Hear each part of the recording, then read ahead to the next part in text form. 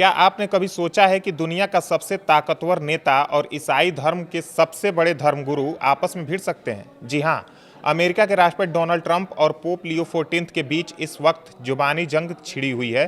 बात सिर्फ राजनीति की नहीं बल्कि परमाणु बम, ईसा मसीह की तस्वीर और धर्म तक पहुंच गई है। आज के वीडियो में हम जानेंगे कि आखिर ये विवाद शुरू कैसे हुआ और आखिर इसकी मुख्य वजह क्या है। नमस्कार, मैं ओमकार पांडे और स्वागत है आपका न्यूज़ 18 राजस्थान के डिजिटल प्लेटफॉर्म पे।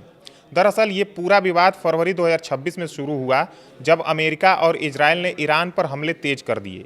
पोप लियो 14, जो खुद अमेरिकी हैं और शिकागो में पैदा हुए, उन्होंने दुनिया भर में शांति की अपील की। उन्होंने कहा कि युद्ध में लाखों निर्दोष मारे जा रहे हैं और परमाणु हथियारों का इस्तेमाल कभी भी मानवता के लिए खतरा है। ट्रंप को ये बर्दाश्त नहीं हुआ। उन्होंने पोप पर आरोप लगाया कि उनकी शांति वाली बातें ईरान को परमाणु बम बनाने का समय दे रही हैं। ट्रंप ने सोशल मीडिया पर लिखा कि पोप लियो कमजोर हैं, अपराध पर नरम और विदेश नीति में भयानक। विवाद और गहरा गया जब ट्रंप ने पोप को कट्टर वामपंथी करार दिया। उन्होंने दावा किया कि पोप आज वेटिकन में सिर्फ इसलिए बैठे हैं क्योंकि ट्रंप राष्ट्रपति बने।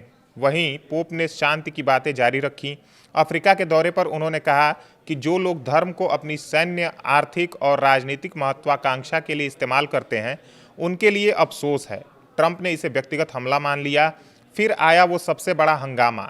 अप्रैल के मध्य में ट्रंप ने एक AI जनरेटेड तस्वीर शेयर की जिसमें वो खुद को ईसा मसीह की तरह दिखा रहे थे, बीमार को स्वस्थ करते हुए, हाथों में अमेरिकी झंडा और फाइटर जेट्स के साथ। पूरी दुनिया तब हैरान रह गई। वेटिकन ने इसे ईश निंदा बताया। कैथोलिक ईसाइयों ने कहा कि कोई नेता खुद को भगवान से तुलना नहीं कर सकता। ट्रंप ने बाद में सफाई दी कि वो तस्वीर डॉक्टर वाली समझे थे, लेकिन विवाद थमा नहीं। उन्होंने वो पोस्ट डिलीट कर दी, लेकिन आग भड़क चुकी थी। बात सिर्फ ईरान युद्ध तक सीमित नहीं रही। पोप ने ट्रंप की सख्त इमिग्रेशन पॉलिसी की भी खुलकर आलोचना की। उन्होंने कहा कि शरणार्थियों और प्रवासियों को इस तरह देश से निकालना ईसाई मूल्यों के खिलाफ है। ट्रंप के नए बिल यानी one big beautiful bill act में गरीबों की मदद में कटौती पर भी पोप ने नाराजगी जताई। पोप का कहना था कि असली ईसाई गरीबों की मदद करता है, युद्ध और विभाजन नहीं फैलाता। ट्रंप ने जवाब में कहा कि पोप कैथोलिकों को खतरे में डाल रहे हैं। 5 मई को उन्होंने एक रेडियो इंटरव्यू में फिर पोप पर हमला बोला और कहा कि उनकी बातें ईरान को परमाणु हथियार बनाने में मदद कर रही हैं।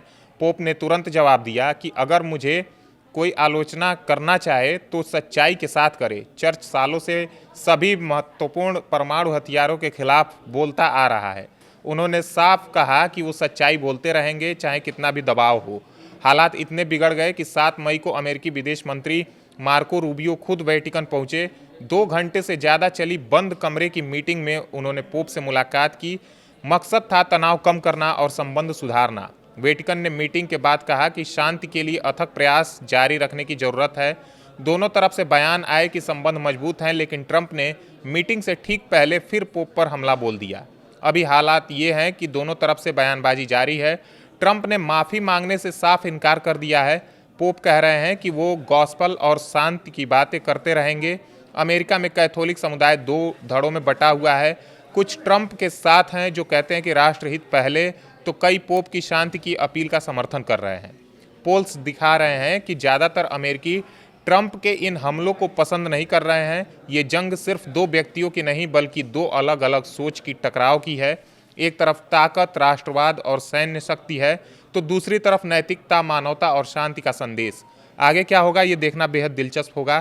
क्या दोनों पक्ष कोई रास्ता निकालेंगे या ये विवाद और बढ़ेगा? दुनिया भर के लोग इस मसले पर नज़र रखे हुए हैं। आप क्या सोचते हैं? क्या ट्रंप का रुख सही है या पोप की शांति वाली अपील ज़्यादा मायने रखती है? कमेंट बॉक्स में ज़रूर बताएं। धन्यवाद।